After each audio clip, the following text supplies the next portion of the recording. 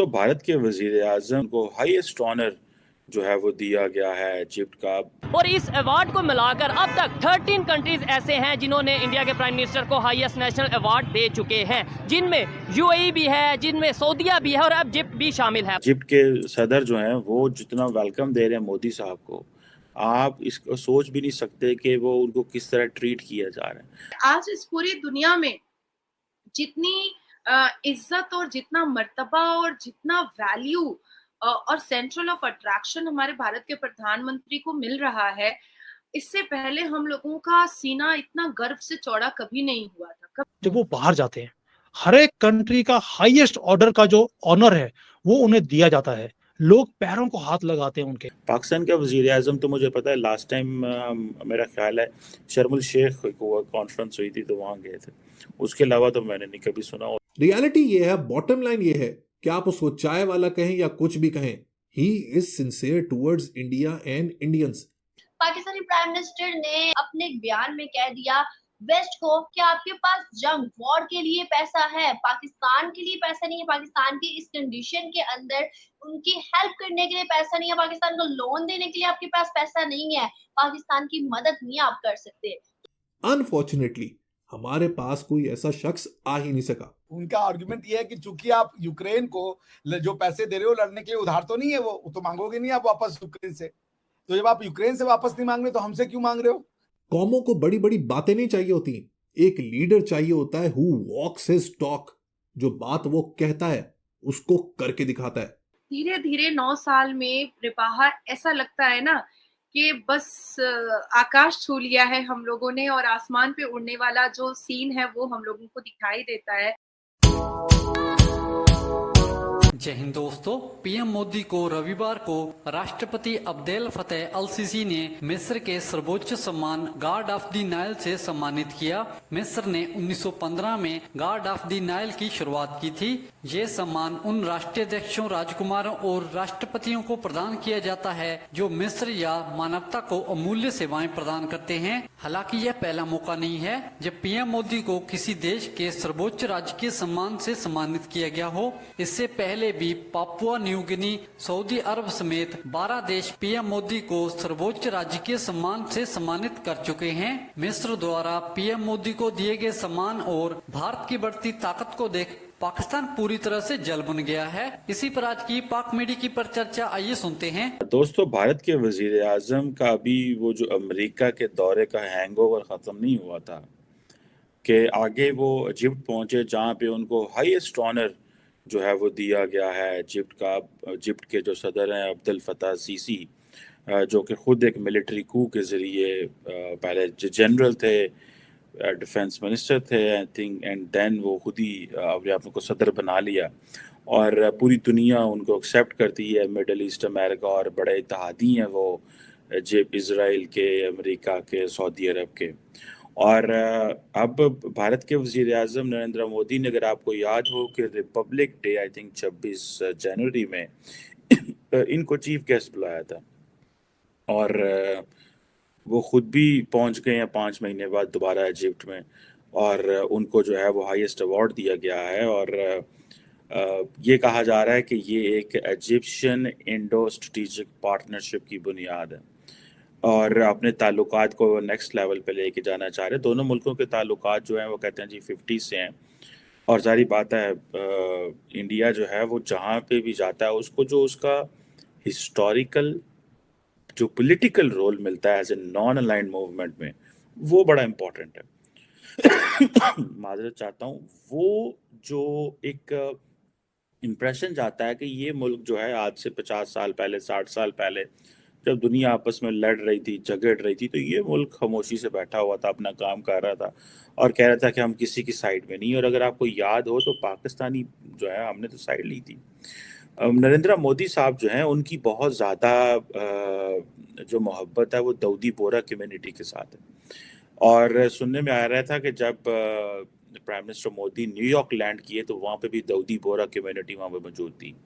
और अब आपको मज़े की बात बताऊं कि जो वर्ल्ड वॉर 1 के जो सोल्जर्स हैं उनको जो है वो नरेंद्र मोदी जो है वो कर रहे हैं कमेमोरेट कर रहे हैं उनकी सर्विसेज को और कह रहे हैं कि जनाब ये भारतीय फौजी थे। आप इमेजिन करें, ये होता है when you own your people. हम जाते हैं, हमारे वज़ीर आज़म जाते हैं मिडल ईस्ट में, वो कहेंगे पाए मुसलमान मुल्क है, ठीक है। इंडिया के वज़ीर आज़म गए तो उन्होंने कहा जी ये तो वो जो उस वक्त यूनाइटेड इंडिया जो था उसका वो है। अब ये चीज़ें देखें, जिसे वो कहते हैं ना कि अभी मेरा ख्याल है कोई 7.3 बिलियन डॉलर की बायलैटरल ट्रेड है।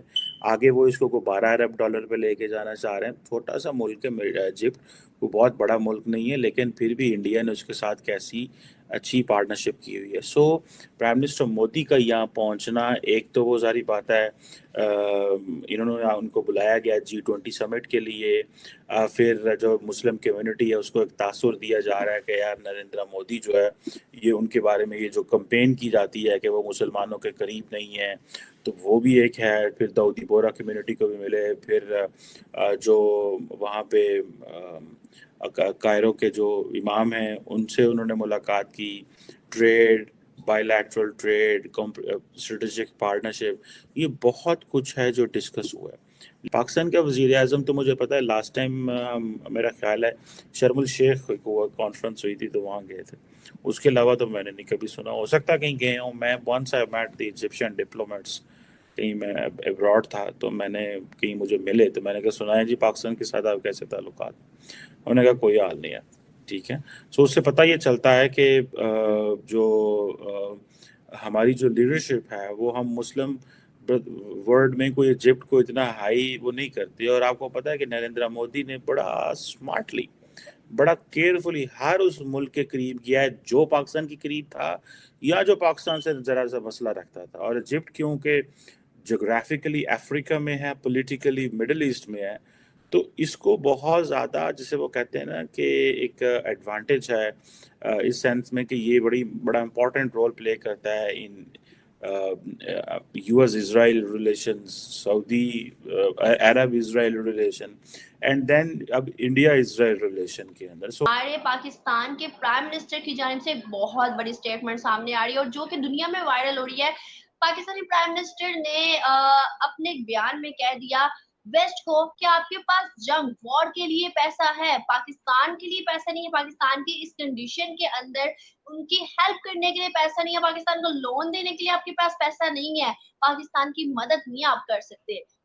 आपने तो सारी जिंदगी दुनिया को ये बताया कि हम पाकिस्तान भारत से ज्यादा अमीर है, तो इंडिया तो third economy of the world बनने वाली है, फिफ्थ करंटली है, 4 साल में थर्ड लार्जेस्ट हो जाएगी। अगर आप इंडिया से अमीर हैं तो भी ये लॉजिक हमारी समझ में नहीं आ रही कि आपको पैसे क्यों चाहिए दूसरों से।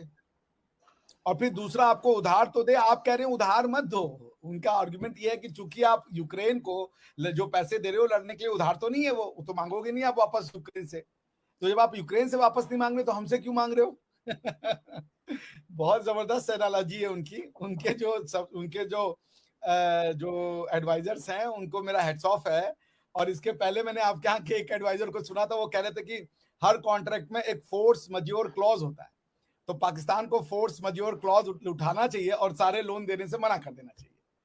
तो ठीक है। मतलब आपके यहाँ के जो इंटेलेक्चुअल्स हैं उनको मेरा शत नमन है कि वो ऐसे ही आइडियाज देते रहे आपकी गवर्नमेंट को, और फिर आपकी गवर्नमेंट भी ऐसे आइडियाज करेगी।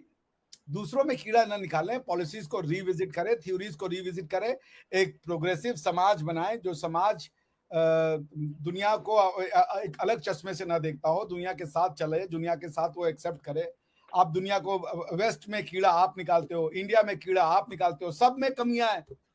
वेस्ट फहासी फैलाता है, इंडिया वाले तो खैर गए गुजरे, सबसे बढ़िया आप है, फिर आप क्या ये हालत है।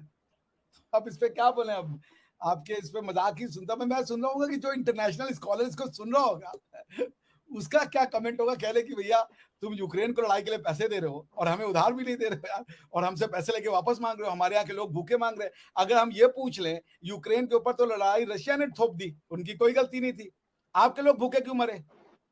जब आपके यहाँ पे लैंड रिफॉर्म करने आए तो आपने शरिया ले आया कि लैंड रिफॉर्म तो वैलिड है इस्लाम में। जमीन लोगों के पास रहे, आप खुद करोड़ों अरबों के मालिक रहो और भीख मांगने आप हमारे पास आओ कि हमें पैसा दो।